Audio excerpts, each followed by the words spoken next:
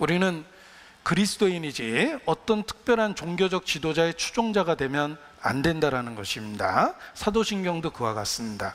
역사 속에서 다듬어져서 만들어졌기 때문에 확대돼서 해석될 위험성이 있었던 것입니다. 무엇이 위험한지를 알고 있어야지만 그것을 다룰 수 있는 자격이 있는 겁니다. 은에서 찢기를 제하라. 그리하면 장색에 쓸만한 그릇이 나올 것이라. 우리가 사용하는 언어 속에서 또 우리가 표현하는 그 표현 속에서 한계가 있기 때문에 확대될 가능성이 있는 것, 잘못될 가능성이 있는 것을 조심하는 것이 마땅합니다. 어떤 이에게는 예언함을, 어떤 이에게는 영들 분별함을 주셨다. 하나님이 그러셨습니다. 하나님의 말씀을 전할 때 그냥 모든 사람이 덮어놓고 아멘 하도록 한 것이 아니라 어떤 사람이 하나님의 말씀을 전하면 어떤 사람은 그것을 분별할 수 있는 지혜를 준다는 것입니다. 그래서 입이 맛을 변별함과 같이 귀가 말을 분별할 수 있도록 해주신 겁니다. 그래서 뭐가 위험한 건지, 뭐가 지나칠 수 있는 건지를 알고 있어야 됩니다. 예언하는 자는 둘이나 셋이나 말하고 다른 이들은 분별할 것이요, 덮어놓고 아멘 하라고 그러지 않으셨습니다. 그것이 정말 옳은 것이지 세밀하게 분별할 필요가 있다는 것입니다. 그것이 은에서 찢기를 제거하는 방법입니다. 우리가 올바로 믿기 위해서 오해를 무릅쓰고 사도신경을 공적 모임에서 외우지 않는 것입니다. 사도신경을 외우지 않으면 이단이다, 이렇게 표현하면 안 됩니다. 외우지 않을 만한 이유가 있다. 그 이유가 좀 더 올바르게 믿고자 하는 노력에서 나온 거라는 것을 아셔야 됩니다. 성경대로 믿겠다라는 그 마음이 무리한 표현에 대한 거부감을 준 겁니다.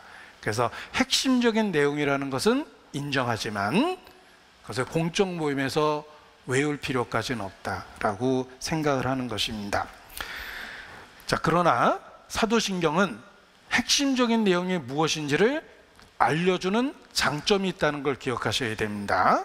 이 두꺼운 성경, 장황한 이야기 속에서 우리가 무엇을 믿고 있는지 그 핵심을 일깨워주는 장점이 있습니다.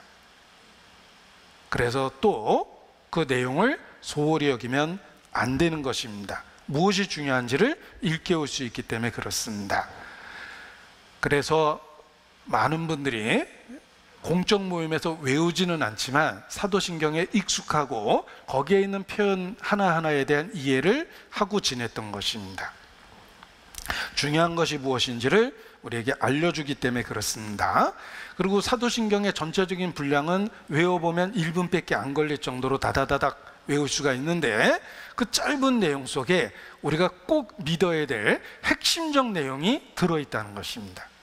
그래서 장황한 다른 이야기에 정신이 팔리지 않고 중심적인 내용에 집중할 수 있다는 것입니다. 우리가 군대에서 무장하고 경계 근무를 쓸 때도 원칙이 있습니다. 먼저 가까운 곳을 보고 그리고 먼 곳을 보는 것입니다. 멀리 보고 있다 코앞에 온 적을 놓쳐서 당하면 안 되죠.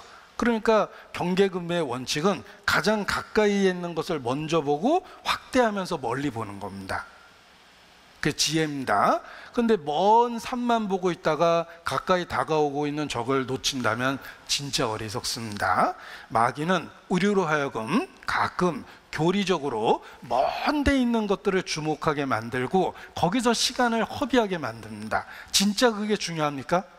가장 중요한 것이 있는데 그걸 놓치게 만든다는 것입니다. 제가 모 교회에 특별 모임을 가졌습니다.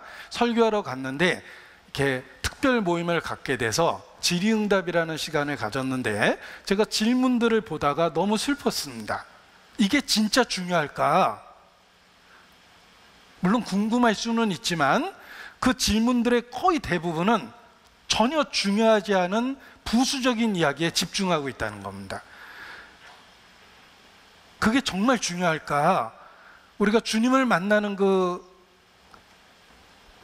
진리를 이야기할 때, 주님 앞에 올바로 살고자 하는 열망을 갖고 살고자 할 때 정말 중요한 것이 있고 상대적으로 덜 중요한 게 있습니다. 그런데 마귀는 항상 덜 중요한 것에 집중하도록 만들어서 우선순위를 바꿔버립니다. 유대인이 그러했습니다. 너희가 근체와 박하의 회양과 11조는 들이대 사소한 것에 집중했죠. 더욱 중요한 바 의와 인과 신은 버렸도다. 핵심적인 진리를 놓쳐버리고 사소한 것에 집중했다는 것입니다. 어리석은 겁니다. 마술사가 사람을 속일 때 어떻게 속입니까? 엉뚱한 것에 집중하도록 만들어요. 그래서 마술사가 요란한 동작을 하면 그거 볼 필요 없습니다. 뭔가를 감추기 위해서 요란한 동작을 하는 거예요. 그리고 뒤편에서 뭔가 속이려고 지금 음모를 꾸미고 있죠. 그러니까 다른 것에 집중시키고 그러면서 사람을 기가 막히게 속여내는 겁니다. 마귀가 그러하고 이단이 그러합니다. 별로 중요하지 않은 것에 집중해서 인생을 낭비하게 만듭니다. 교제 와서도 마찬가지입니다. 정말 우리가 함께 나눠야 될 핵심적인 내용이 있음에도 불구하고 부수적이고 사소한 것에 집중하고 거기에 온통 마음을 쏟습니다. 철저하게 마귀에게 속는 겁니다. 중요한 것이 무엇인지 알아야 됩니다. 사도신경은 적어도 중요한 것이 무엇인지 알려주고 핵심적인 것이 무엇인지 우리에게 알려주는 장점이 있다는 것입니다.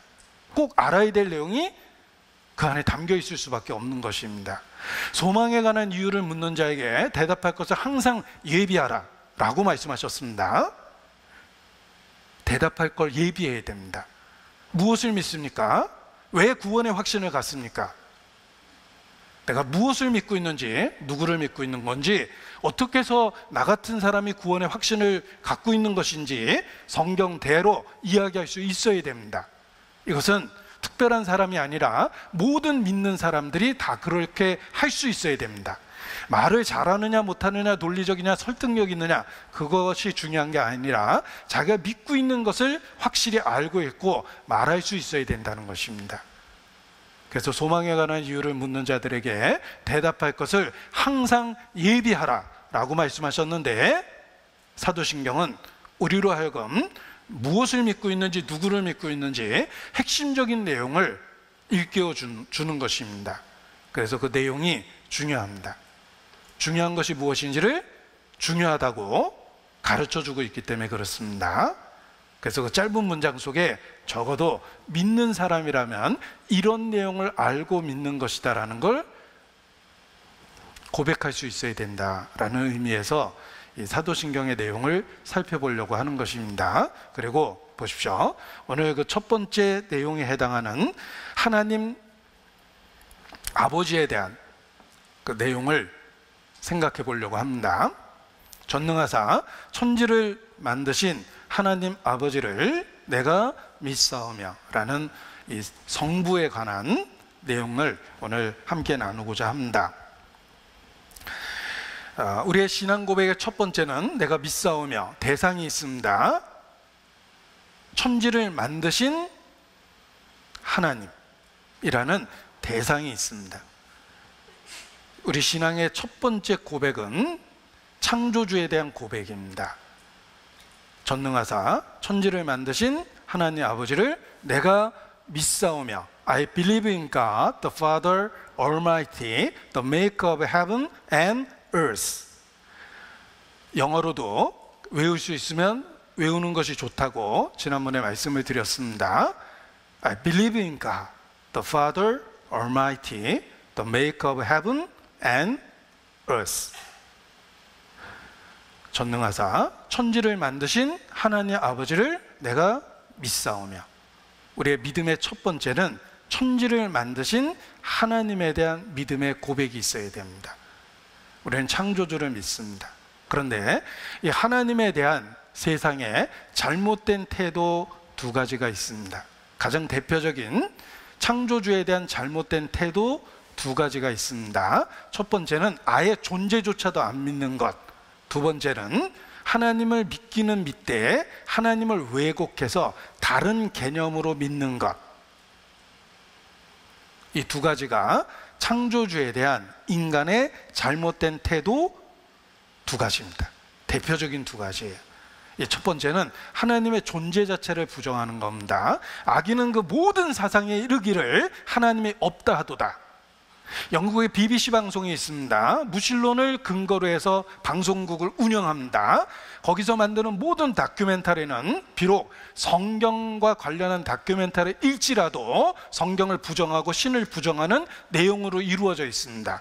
제목이 성경적이라고 갖다가 보다가 믿음이 없어지는 사람 많습니다. 방송국 자체가 신을 부정하고 있기 때문에 그렇습니다. 하나님의 존재 자체를 부정합니다. 악인은 그 모든 사상에 하나님이 없다도다. 모든 사상에, 말과 표현과 행동과, 그것이 큰 조직이라면 그 조직이 운영되는 모든 체계 속에 신이 없습니다. 하나님의 존재 자체를 부정하는 것입니다. 시편 14편 1절입니다. 시편 14편 1절.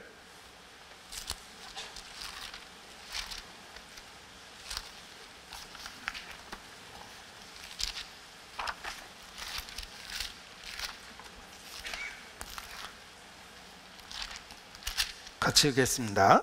어리석은 자는 그 마음에 이르기를 하나님이 없다 하도다. 저희는 부패하고 소행에 가증하여 선을 행하는 자가 없도다. 성경에도 뭐 성경 읽다 보니까 하나님 없다라는 구절이 있대요. 그런 구절이 어디 있어요? 여기 있잖아요. 하나님 없다. 여기다 밑줄 쫙 긋고 성경에도 하나님 없대는데 이렇게 얘기하면 안 되죠. 부분적으로 보고 이야기하면 안 됩니다. 앞뒤를 다 읽어야 되죠. 어리석은 자는 그 마음에 이르기를 하나님이 없다 하도다. 어리석은 자 이야기며 하나님이 없다라는 생각은 인간의 철저한 어리석음에 기인한다, 이런 뜻입니다. 그래서 무신론은 인간의 어리석음의 극치입니다. 그리고 인간의 악함의 극치예요. 저희는 부패하고 소행에 가증하며 선을 행하지 않기 때문에 하나님이 없다라고 생각이 드는 겁니다. 죄가 하나님의 존재 자체를 부정하게 만드는 거예요. 그래서 인간 최고의 어리석음, 인간 악의 최악의 사례는 하나님의 존재 자체를 부정하는 것이며, 그거는 마귀도 깜짝 놀랄 정도로 극악입니다. 마귀도 깜짝 놀랄 정도의 악이다.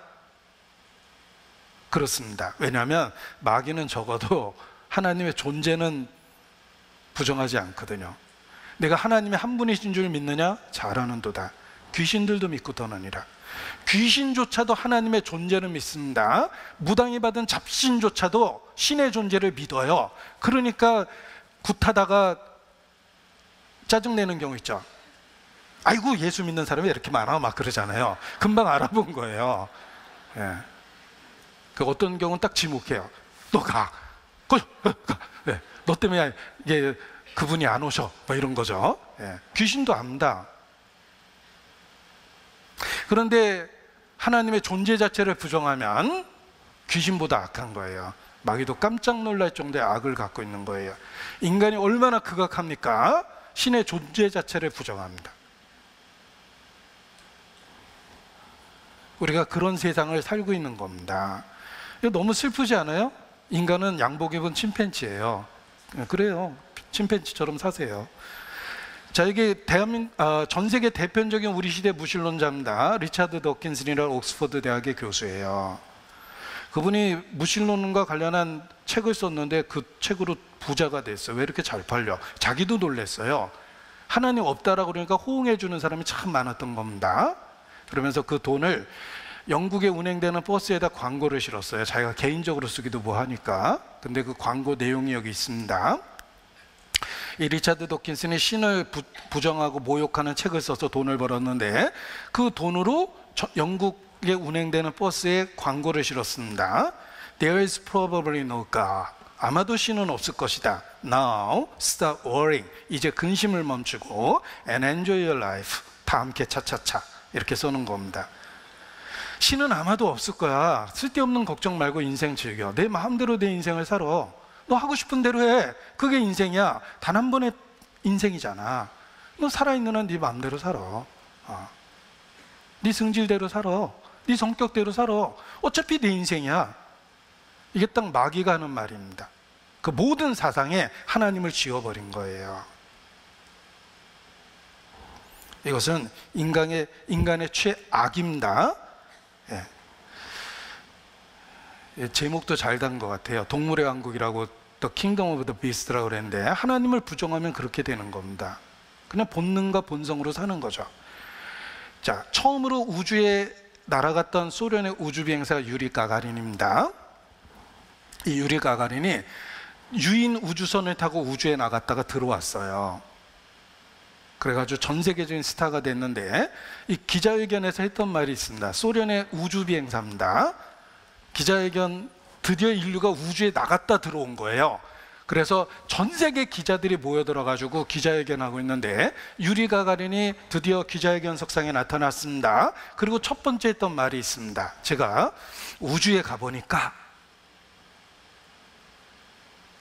기자들이 얼마나 긴장했겠어요. 제가 우주에 가보니까 신은 보이지 않았습니다. 신은 없습니다. 내가 우주에 나가보니까 신은 없습니다. 이렇게 말을 시작을 했어요. 그리고 몇 년 있다 갑자기 죽었습니다. 죽을 만한 말을 했잖아요, 지금. 그런데 문제는 유리 가가린이 그렇게 얘기를 했어요. 내가 우주에 나가보니까 신은 없습니다. 그런데 서방의 기자들이 기사를 어떻게 썼냐면, 인류가 처음으로 우주에 나간 거예요. 목숨을 걸고 나간 거예요. 그전에는 침팬지 실어서 보내니까 죽어서 돌아왔거든요. 살아서 돌아왔잖아요. 대단한 일 아닙니까? 그 인류의 쾌거라고 생각하고 전 세계 기자들이 모여들어서 무슨 말 하는지 지금 적으려고 했는데, 첫 번째 한 말이 신은 없다예요. 야, 소련 사람이 그렇게 신에 대한 관심이 많은 줄은 몰랐다. 이렇게 기사가 나왔어요. 잘 생각해 보세요. 목숨을 걸고 갔다 온 건데 그 자리에서 신을 생각했다는 거예요. 얼마나 신에 대한 관심이 많았으면. 역설적이지 않습니까? 무신론은 우리 본능에 하나님이 새겨둔 하나님에 대한 의식을 끝까지 지워보려는 인간의 사투, 노력이에요. 그래서 원래 심리학에서도 무신론을 인간의 마음에 내재되어 있는 신에 대한 의식과 치열하게 싸우고 있는 상태, 이렇게 표현합니다. 제가 죄송하지만 좀 어려운 얘기 드리는 것 같아서 빨리 지나가려고 빨리 외운 거예요. 네. 아무튼 무신론은 인간이 할 수 있는 극악의 사례입니다. 아예 하나님의 존재 자체를 부정해버리는 거예요. 잘못된 태도인데, 불행하게도 우리가 그 잘못된 세상에서, 이 한복판에서 하나님의 존재를 믿는다고 고백하며 온갖 조롱을 다 당하고 살고 있는 겁니다. 그럼에도 불구하고 나는 믿습니다. 나는 전능하사 천지를 만드신 하나님 아버지를 내가 믿사오며, 우리는 고백해야 합니다. 이 무신론 세상 한복판에서 외롭지만 고백하고 살아야 되는 거예요. 자, 창조주에 대한 잘못된 태도는 하나님의 존재 자체를 부정하는 것, 이것은 악의 극치다, 이렇게 말씀을 드렸습니다. 두 번째가 더 큰 문제입니다. 하나님의 존재는 인정하되 그 하나님의 개념을 왜곡시켜 버리는 거예요. 자기가 생각하는 신을 만들어 버리는 겁니다. 자기가 좋아하는 스타일의 신을 만드는 거예요. 성경의 증거에서 믿는 것이 아니라 내 취향에 맞아서 믿는 거예요. 그런 사람은 복음적인 교회에 와도 부분적으로 받아들여요. 그래서 어떤 말은 공감하고 어떤 말은 공감하지 않고 자기 취향에서 걸러서 믿는 거예요. 하나님에 대한 잘못된 태도는 하나님의 존재를 인정하되 자기 스스로 그 신을 만들어서 믿는 겁니다. 왜곡된 신을 믿는 거예요. 자기 적성과 취향과 자기 지식에 맞으면 받아들이고 그렇지 않으면 거부해버리는 거예요. 실제로 살아계신 주님을 받아들이는 것이 아니라 자기가 원하는 신을 만들어서 믿는 사람, 이것을 성경에서는 한 단어로 우상이라고 그럽니다. 우상이라는 말 자체가 만들어졌다, 헛되다, 이런 뜻을 갖고 있습니다. 자기가 만들어서 신을 믿는 거예요. 자기 취향에 맞는 대로 믿는 거예요. 것이 하나님에 대한 잘못된 태도입니다. 창세기 1장 27절. 창세기 1장 27절. 제가 중요하니까 이게 화면에 인용을 해보겠습니다. 하나님이 사람을 이렇게 만드셨어요. 하나님이 자기 형상, 그 하나님의 형상대로 사람을 창조하시대요. 하나님께서 창조주입니다. 사람을 창조하셨습니다. 사람은 피조물입니다. 하나님의 형상대로 사람을 만드셨어요. 자, 그런데 우상은 무엇입니까? 자, 이 구절을 보시면서 제가 다르게 읽어볼게요. 사람들이 자기 형상, 곧 자기의 형상대로 하나님을 창조했다. 이게 우상이에요. 사람들이 자기 형상, 곧 자기의 형상대로, 사람의 형상대로 하나님을 창조했다. 이게 우상이에요. 그러니까 자기 취향의 신을 만드는 거예요. 바닷가에 사는 사람들이 만들어낸 신은 바다와 관련이 있어요. 주로 바다의 신이죠. 용왕이라든지 포세이돈. 산에 사는 사람들은 자기가 깊은 산 속에 사니까 그 산 중에서 일어나는 일과 관련한 신을 믿고, 농사 짓는 사람은 농사가 중요하니까 농사와 관련된 신을 믿고, 전쟁으로 인생을 산 사람은 전쟁터에서 평생을 살았기 때문에 전쟁과 관련한 그런 신들을 좋아해요. 싸움의 신, 용맹한 신, 승리의 신, 뭐 이런 신들을 좋아합니다. 지식을 우상이라고 생각하고 지식을 추구했던 사람들은 지식과 관련한 신들을 만들어냅니다. 논리적이고 철학적이고 이성적이고 자기가 만들어낸 신을 믿는 거예요. 그게 우상입니다. 하나님에 대한 잘못된 태도는 자기 취향에 맞는 신을 만들어내는 것. 자, 유대인들은 광야에서 나왔습니다. 여호와께서 그들을 이끄셨음에도 불구하고 그들은 광야에서 금송아지를 만들어 놓고 숭배를 했습니다. 그런데 정말 큰 문제는, 자, 이제는 여호와를 섬기지 말고 금송아지를 숭배하자라고 얘기한 게 아닙니다. 우리를 애굽에서 인도한 여호와가 바로 이 금송아지다. 하나님을 금송아지의 개념으로 바꿔버린 거예요. 지금도 그렇습니다. 하나님이란 용어를 같이 쓰고 복음이란 용어를 같이 쓰고 구원이란 용어를 같이 쓰면서 개념을 바꿔버리는 거예요. 자기가 만들어낸 신을 섬기는 거예요. 성경대로, 성경에 계시는 하나님 그대로가 아니라 자기가 만들어낸 개념으로 신을 믿는 겁니다. 아주 복합적이에요. 절대 성경적이진 않은데 자기가 만들어낸 신에 대한 신념이 있습니다. 이것이 타락된 기독교 안에도 있습니다. 우리 안에도 있습니다. 누구든지 본능상 죄성이 있기 때문에 만들어진 신을 좋아해요. 자기 취향에 맞는 신을 좋아해요. 조심하라는 뜻이에요. 우리는 살아계신 창조주 하나님을 믿어야 됩니다. 성경대로 믿어야 됩니다. 이사야서 66장 3절입니다. 성경의 경고를 보십시오.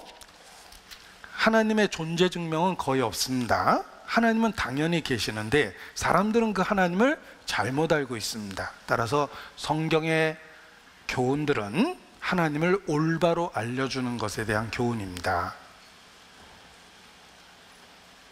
66장 3절, 이게 우상의 개념을 정확하게 알려주셨는데 하나님과 관련돼서 하나님을 섬기면서 실제로는 금송아지 같은 자기가 만들어낸 신을 믿는 것, 이게 우상입니다. 소를 잡아드리는 것은 살인함과 다름이 없고 어린 양으로 제사 드리는 것은 개의 목을 꺾음과 다름이 없으며 드리는 예물은 돼지의 피와 다름이 없고 분향하는 것은 우상을 찬송함과 다름이 없이 하는 그들은 자기의 길을 택하며 그들의 마음은 가증한 것을 기뻐한즉. 분향하는 것은 우상을 찬송함과 다름이 없이 하는 그들, 하나님을 섬긴다고 하는데 그 내용을 들여다보면 그냥 우상 숭배하고 똑같습니다. 절에 다니던 습관, 무당에게 하던 습관을 교회에 와서 하나님께 그대로 하는 거예요. 하나님을 그 개념으로 받아들인 겁니다. 자기가 만들어낸 신을 믿는 것은 정말 어리석은 겁니다. 국가적으로 그런 일 하는 나라가 있어요. 고발합니다. 국가적으로 그런 일 하는 나라가 있습니다. 제가 고발한다고 그랬죠? 예. 중국이 그런 짓을 합니다. 중국 정부가 하는 일 중에 하나가 교회를 삼자교회라고 그래서 자기들이 허가한 교회만 갖고 종교 생활을 하도록 허락해주고, 심지어는 성경을 자기 취향에 맞도록 단어를 바꿔가면서 편집하면서 번역을 시켜서 그걸 보도록 요구합니다. 성경을 재편집하는 거예요. 지금도 동성연애자들이 성경의 동성연애에 대한 구절이 불편하니까 그 구절을 슬쩍 빼버리거나, 아니면 여성 인권을 강조하는 사람들이 하나님 아버지라는 말이 불편하기 때문에 아버지라는 말을 버리고 영어로 father를 버리고 parents, 부모님이라는 말로 바꿔버린다든지 그런 번역본들이 유행합니다. 여성 인권을 강조하는 사람들은 남성적인 성경의 표현을 싫어해서 재번역하려고 그러고, 동성연애하는 성소수자들은 자신들의 죄를 구절 조목하는 성경이 싫으니까 그 구절을 지워버리려고 하고, 중국 정부는 국민들을 다스리는데 방해가 될 것 같은 성경 표현들을 왜곡시키고 막 그렇습니다. 진짜 나라가 망하려고 그러는 겁니다.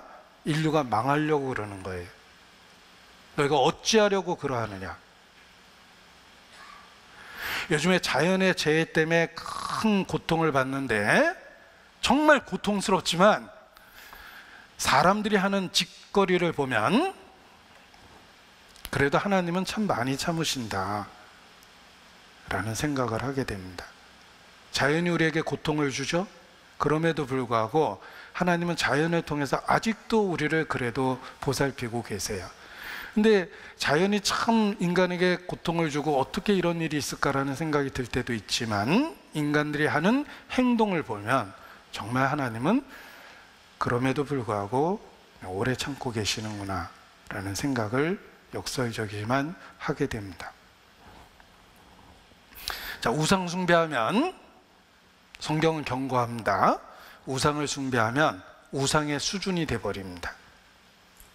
대부분의 우상은 인간이 만들어냅니다. 형상을 만들기도 하죠. 눈이 있어도 보지 못하고, 귀가 있어도 듣지 못하고, 발이 있어도 걸어다니지 못하고, 우상은 그 자리에 그대로 있습니다. 비바람 맞으면서 그대로 있죠. 우상 좋아하면, 우상 숭배하는 사람은 딱 그 수준이 됩니다. 삶이 보아도 보지 못하고 들어도 듣지 못하며 발이 있어도 삶의 변화, 이동성이 없어요. 우상을 좋아하면 우상처럼 되게 만드는 형벌을 줍니다. 제가 가장 많이 가본 나라는 인도입니다. 인도는 종교가 많습니다.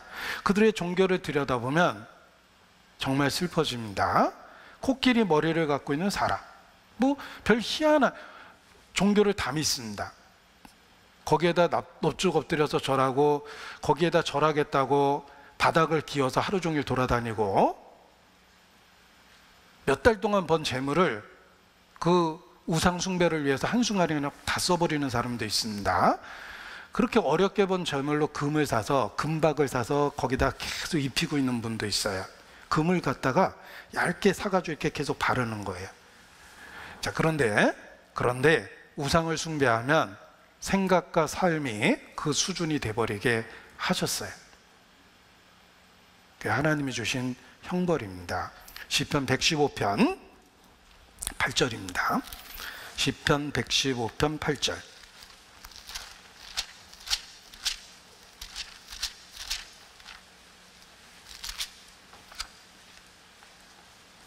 (4절부터) 제가 읽어드립니다.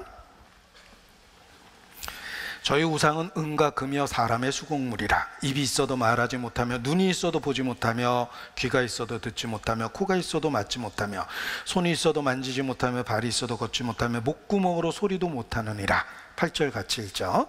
우상을 만드는 자와 그것을 의지하는 자가 다 그와 같으리로다.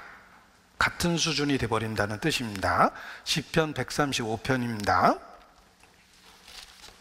15절 135편 15절. 열방의 우상은 은금이여 사람의 수공물이라. 입이 있어도 말하지 못하며, 눈이 있어도 보지 못하며, 귀가 있어도 듣지 못하며, 그 입에는 아무 기식도 없나니. 18절 같이 읽습니다. 그것을 만드는 자와 그것을 의지하는 자가 다 그것과 같으리로다. 우상 숭배하면 국가적으로도 그렇고 개인적으로도 그렇습니다. 딱 그 수준이 돼서 인생을 망치는 거예요. 저희의 모든 행사는 공허하며 허무할 것이라. 우상 숭배자에게 하신 경고입니다. 돈이 우상입니까? 저희의 모든 행사는 공허하며 허무할 것이다.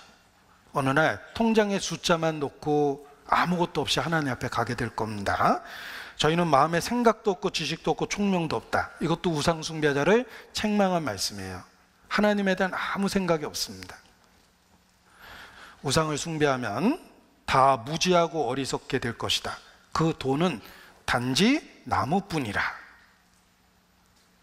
그 가르침이 그렇습니다. 내가 한 모든 설법은 군더더기라. 무라.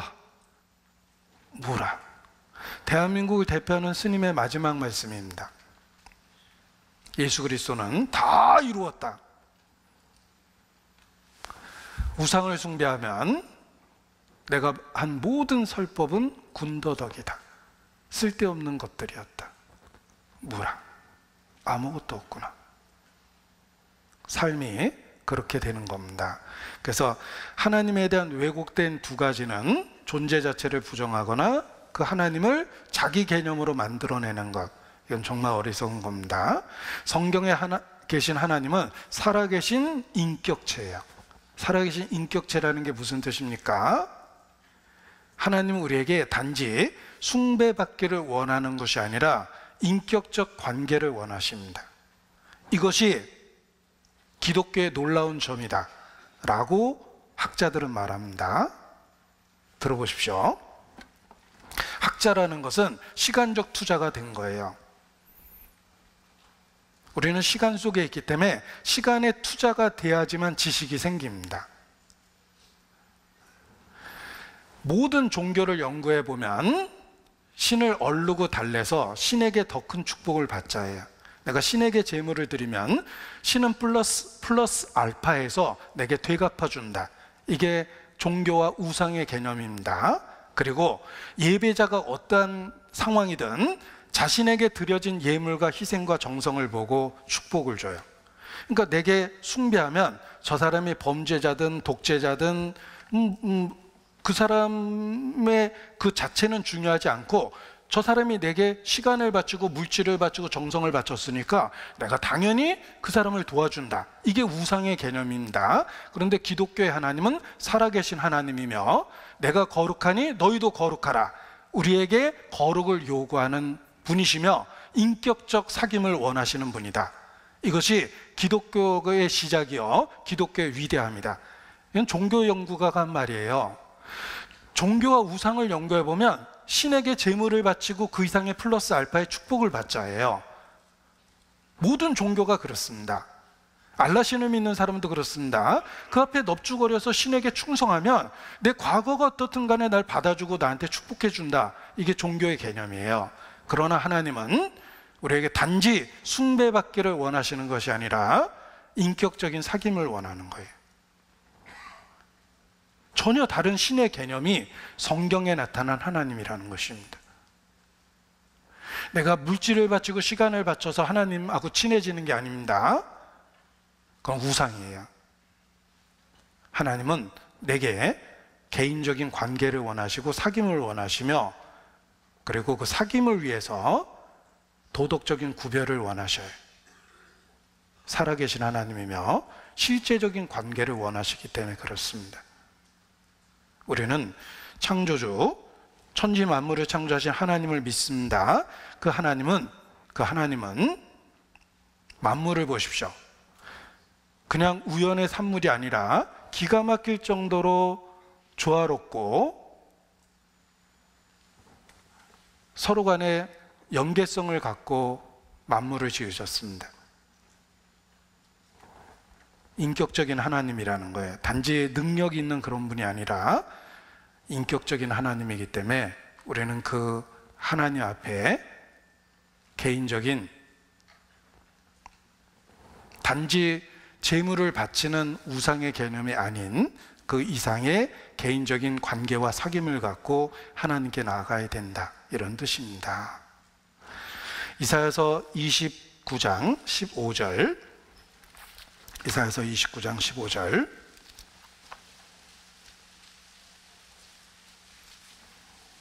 16절부터 보겠습니다. 너희의 패리함이 심하도다. 토기장애를 어찌 진흙같이 여기겠느냐. 하나님을 인간 수준으로 생각하는 것, 이게 어리석은 겁니다.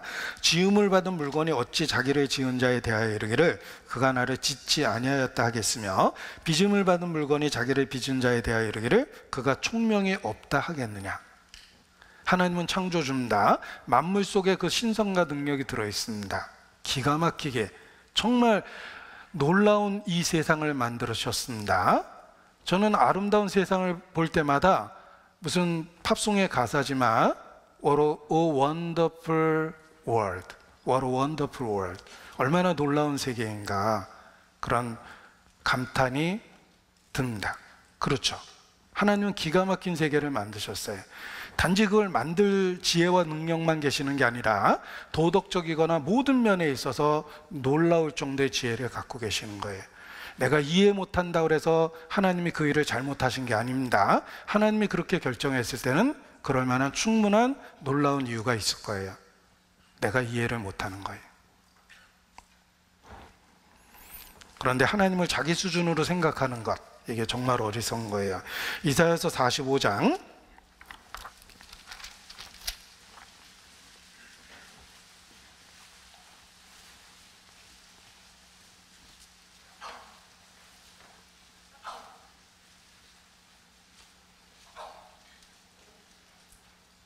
9절, 질그릇 조각 중 한 조각 같은 자가 자기를 지으신 자로 더불어 다툴진대 화 있을진저. 진흙이 토기장애를 대하여 너는 무엇을 만드느냐 할 수 있겠으며, 너의 만드는 것이 너를 가리켜 그는 손이 없다 할 수 있겠느냐. 아비에게 묻기를 내가 무엇을 낳았느냐, 어머니에게 묻기를 내가 무엇을 낳으려고 구로하느냐 하는 자에게 화 있을진저. 하나님에 대한 올바른 태도를 가지라, 이런 뜻입니다. 하나님 원망하고 따지기 전에 먼저 하나님에 대한 경외감을 표현하는 것이 마땅합니다. 주님이 그렇게 결정하셨다면 그럴 만한 이유가 있는 거예요. 그리고 겸손히 그 이유를 알기를 원한다고 하나님께 기도해야 됩니다. 근데 인간은 자신이 이해가지 않는다고 대적하고 반항하고 신을 모욕하는 말을 쉽게 합니다. 그리스도인도 상황이 이해되지 않는다고 하나님 앞에 말과 표현이 거칠어지고 함부로 하는 경우가 많습니다. 태도부터 바꿔야 되는 거예요. 하나님은 살아계신 분입니다. 창조주입니다. 인격적인 분입니다. 그리고 그분은 우리에게 인격적인 관계를 원하고 계시는 것입니다. 그리고 창조주라는 말과 전능하시다라는 말을 기억해 보십시오. 전능하신 천지를 지으신 하나님 아버지를 내가 믿사오며. 창조주와 전능하다라는 말을 연결시키면 전능의 개념이 이해가 갑니다. 하나님은 창조주이십니다. 천지를 만드신 창조주입니다. 하나님의 전능하심이 어떤 개념일까? 너는 눈을 높이 들어 누가 이 모든 것을 창조하였나 보라. 하나님이 만드신 만물이 그 신성과 능력을 우리에게 분명하게 보여줍니다. 하나님이 만든 만물이 그 신성과 능력을 분명하게 보여줍니다. 상상할 수 없는 이 놀라운 피조물의 세계가 전능하다라는 개념을 일깨워주는 거예요. 자, 우리 눈으로 관찰할 수 있는 별은 뭐 수천 개라고 이야기합니다. 그런데 우주에 존재하는 별은 셀 수 없는 모래 숫자보다 많은 별들이 있습니다. 왜? 어차피 우리 눈에 보이지도 않는 세계를 하나님은 그렇게 광대하게 만드신 걸까? 전능하다라는 개념을 가르쳐 준 거예요. 내가 눈으로 보고 이해할 수 있는 세계, 그 세계는 하나님의 능력의 극히 일부를 본 거예요. 따라서 하나님이 만든 만물을 살펴보면 전능하시다라는 개념을 이해하게 됩니다. 그래서 그렇게 많은 별들을 하나님께서 만드신 거예요. 욥기 22장 12절입니다. 욥기 22장 12절입니다.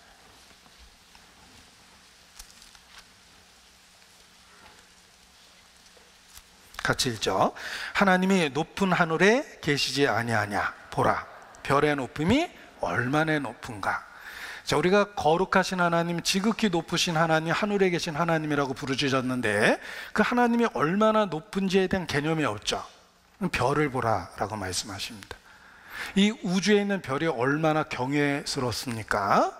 하나님의 높으심이 그와 같다는 거예요. 그래서 하나님은 우리가 볼 수 있는 별은 몇천 개지만 엄청난 별을 굳이 만드신 이유는 하나님의 전능이라는 개념을 인간이 느낄 수 있게 만들어 주신 것입니다. 욥기 35장 5절입니다. 욥기 35장 5절.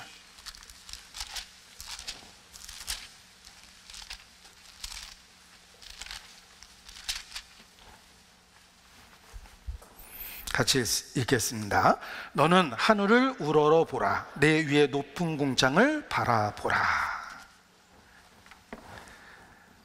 우리가 살고 있는 이 세상, 하늘, 우주, 그것을 가득 채우고 있는 만물, 그 모든 것이 전능하신 하나님의 그 전능이라는 개념을 우리에게 일깨워 줍니다. 우리는 창조주를 믿습니다. 그의 능력은 그 만물 속에 분명하게 나타나 있고 그 전능하다라는 개념을 우리는 알고 믿습니다.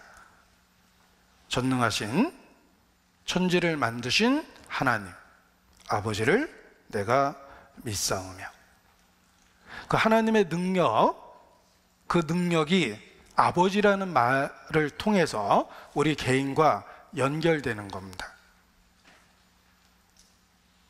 저 사람은 대한민국 최고의 권력자예요. 그래요? 근데 그게 나하고 무슨 상관이 있습니까? 저 사람은 대한민국 최고의 부자셔요. 그래요?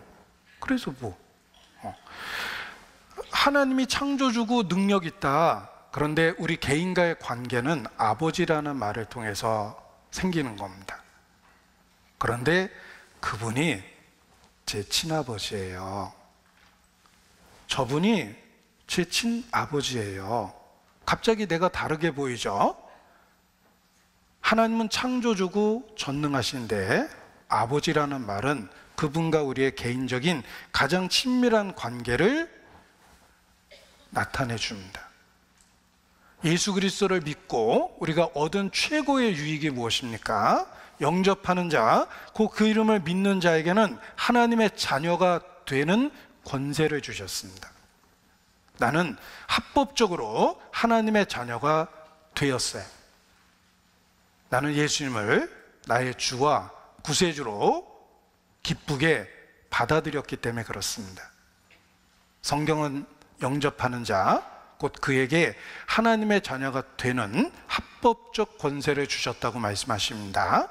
나는 그 말씀대로 하나님의 자녀가 합법적으로 되었어요. 난 여전히 연약하고 난 여전히 지상에 있고 보잘것없지만 만물의 찢기처럼 존재 자체의 의미를 찾기도 어려울 정도의 그런 모습으로 존재하지만 그럼에도 불구하고 하나님은 영접하는 자에게 하나님의 자녀가 되게 만들어 주셨습니다. 나는 하나님 말씀대로 하나님의 자녀가 되었고 성령을 내 마음에 주셔서 감히 하나님을 아버지라 부를 수 있게 되었습니다. 창조주가 그 전능하신 그분이 나의 아버지예요.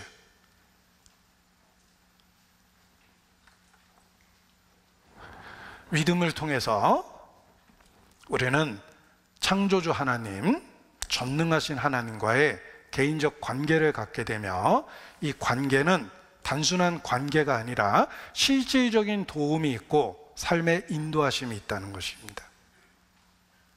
아들이 되었고 나는 아들로서 보호받고 양육되며 인도함을 받고 있어요.